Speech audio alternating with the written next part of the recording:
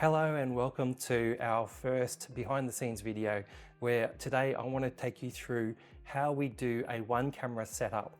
And in this specific example, we actually had a single camera set up on the balcony of an old Catholic church. So the camera we're using is a Canon XF605. The reason I really love this camera is because it allows us to have quite a wide shot for an overview, but also, and this is what's most important to me, is it's got the internal digital zoom that goes really far. And so in the past, before we got this camera, I was live streaming using Canon C200s, which have the fixed lenses. And it didn't allow me to be able to go from, say, a 24mm to a 200mm or further.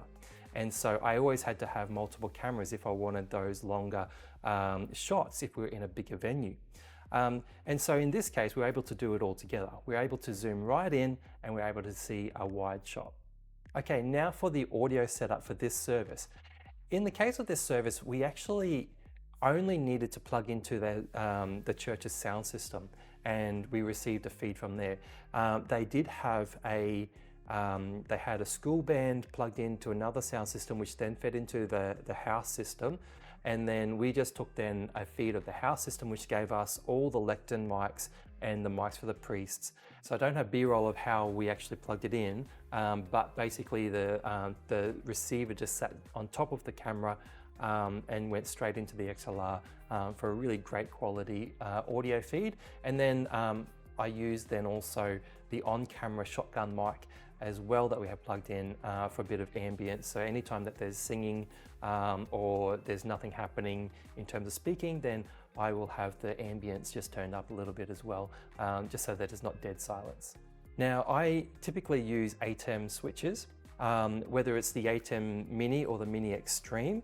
I find them really portable and versatile switches, and they're able to be battery powered as well. So if I am running the smaller one, I'll usually run it off a V-mount battery, and that'll get me through an hour and a half to 2 hours with no problems. Essentially, we go from the camera into the ATEM, and then from the ATEM into my Atomos recorder. I have a 7-inch Atomos recorder that records our program, so that we always have a backup. I record in the camera, and I'm also recording the program record out of the ATEM onto the Atomos, which means that we always have multiple sources of recordings in case something does go wrong. After it hits the Atomos recorder, it then goes into our LiveView encoder.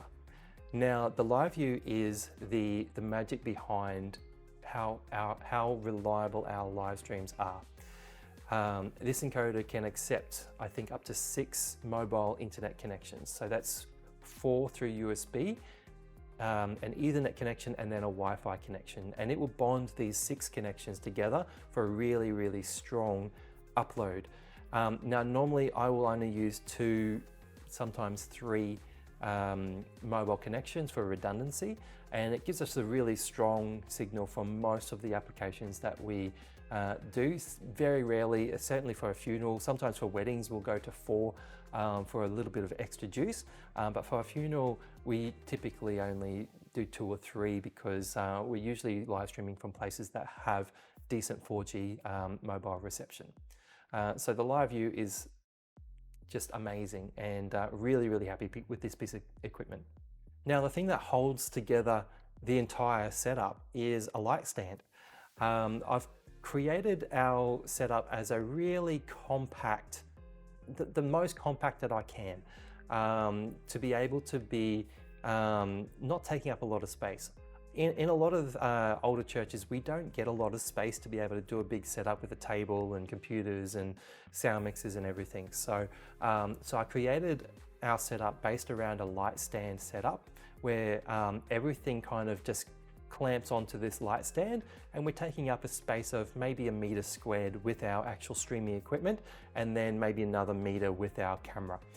So it's really quite a compact setup, And then when we have additional cameras, those are usually wirelessly located away from our setup as well. So again, trying to keep everything fairly small footprint and very discreet, because we don't want to be taking away from certainly the family's experience of the service as well. So we don't want to be getting our cameras in people's faces. We don't like to be showing people's grieving faces either, so we sort of have everything facing towards the front, towards either the priest or the celebrant doing the action at the front, the eulogies and so on, just to be respectful to our clients. So there you go. That's a little bit about our one camera setup. It is a very simple setup, this one. What I might do is next time I have a 2-camera one, I will try and get a bit of behind the scenes for you to be able to do another video to explain and talk through some of the differences in our bigger setup.